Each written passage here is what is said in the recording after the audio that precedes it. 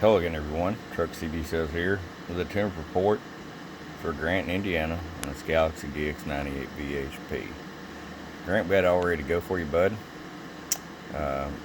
We got inside there, and somebody had already widebanded the radio and the transmit and receive, so it was all good there. Upgraded the voltage regulator per your request. It was a little out of alignment. We took care of that. Receive was a little down on the AM side. We took care of that. Had a couple spikes on the spectrum analyzer. I sent you that video and took care of that. So let's get right to it. Our power all the way down. 100 watt slug. 50 watts all the way up. 10 watts all the way down. Show you average power swing. Low.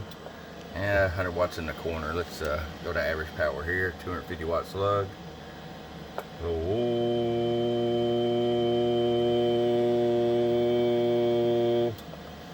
So we're looking about 115 bird average.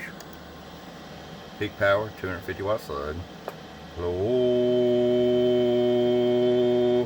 A clean 225. Alright, Grant, it's ready to come to you. Hope you enjoy it. From your friend Truck at www.truckscbsales.com. Bump bump.